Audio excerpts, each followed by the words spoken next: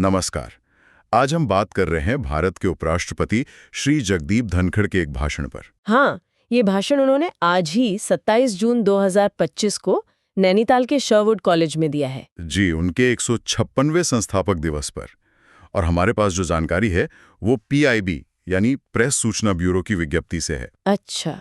तो आज की इस चर्चा में हम इसी विज्ञप्ति के आधार पर देखेंगे कि उपराष्ट्रपति ने छात्रों, शिक्षकों, अभिभावकों को क्या खास संदेश दिए। हाँ, खासकर शिक्षा और राष्ट्रीय कर्तव्य जैसे विषयों पर। बिल्कुल। तो शुरू करते हैं उनके उस आह्वान से जहां उन्होंने छात्रों से कहा कि भाई सिर्फ अपने लिए या छोटे लक्ष्य मत रखो।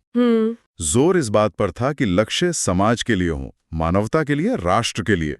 उन्होंने ये भी कहा कि इतिहास उन्हीं को याद रखता है जो समाज को कुछ लौटाते हैं। हाँ, ये एक बहुत अहम बात है और इसमें जो दिलचस्प पहलू है वो ये कि उन्होंने इसे राष्ट्र हमेशा प्रथम की भावना से जोड़ा। अच्छा। और बिना शर्त राष्ट्रवाद की बात की और इसका कनेक्शन भारत की जो 5000 साल पुरानी सभ्यतागत गहराई है उससे बताया।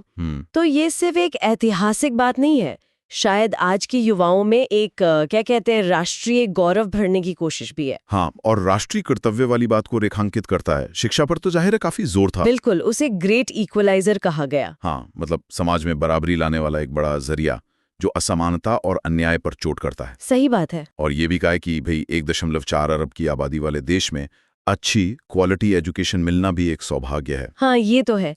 और इसी से जुड़ी हुई वो अभिभावकों को दी गई सलाह भी मुझे काफी महत्वपूर्ण लगी। कौन सी? कि बच्चों पर ज्यादा दबाव न डालें, उन्हें अपना रास्ता, अपनी रुचि चुनने दें। अच्छा। हाँ, मतलब सिर्फ पैसा या पावर के पीछे ही ना भागें।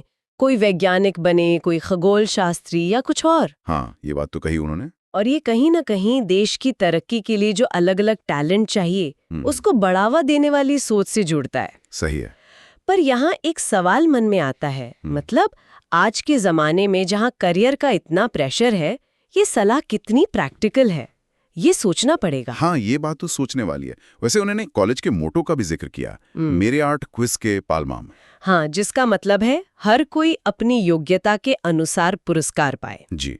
और कहा कि इसे सिर्फ दीवार पर लिखी बात ना समझें, इसे जीवन में उतारें, खुद को बेहतर बनाएं और दूसरों की भी मदद करें आगे बढ़ने में।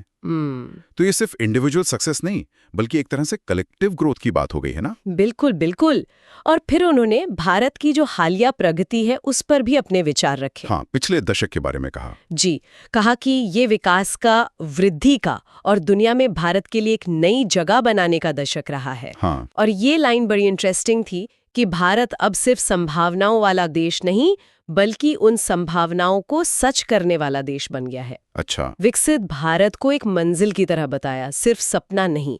ये एक बड़ा शिफ्ट है नजरिए में। हाँ, ये बात तो है।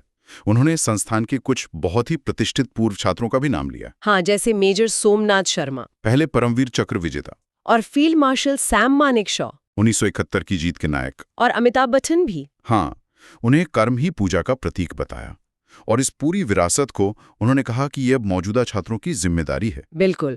और अगर हम इसे और बड़े कैनवस पर देखें तो भारत का जो डेमोग्राफिक डिविडेंड है, हाँ, युवा आबादी वाला। जी, औसत उम्र सिर्फ 28 साल, 65% लोग 35 से कम के। और दूसरी तरफ ये तेजी से बदलती दुनिया, AI, IoT, ये सब। तो युवाओं से कहा गया कि सिर्फ बदलाव के साथ ढलो मत, बल्कि वो बदलाव लाओ जो भारत चाहता है। हाँ, बदलाव का नेतृत्व करने की बात। बिल्कुल। और ऐसा बदलाव जो पूरी दुनिया के लिए अच्छा हो। वही वसुधैव कुटुंबकम और G20 वाली बात, एक पृथ्वी, एक परिवार, एक भविष्य। तो अगर हम इस पूरी चर्चा को समेटें तो मुख्य बातें क्या निकल कर आती हैं? देखिए, मेरे हिसाब से जो मुख्य संदेश है वो है बड़े लक्ष्य रखना, निस्वार्थ भाव से।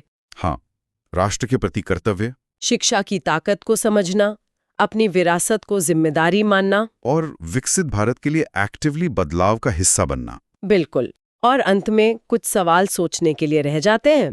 जैसे कि भारत अपनी गहरी जड़ों और नई टेक्नोलॉजी, इन दोनों पर एक साथ जोर देकर भविष्य का कैसा रास्ता गढ़ रहा है। ये दिलचस्प सवाल है। और दूसरा, जब युवाओं को अलग अलग रास्ते चुनने को कहा जा रहा है तो फिर पैसा और सत्ता वाले पैरामानों से हटकर करियर बनाने में उन्हें सपोर्ट कैसे मिलेगा, कौन सी सिस्टम्स मदद करेंगे। हाँ, ये भी बहुत जरूरी सवाल है। इन पर शायद आगे और सोचने की जरूरत।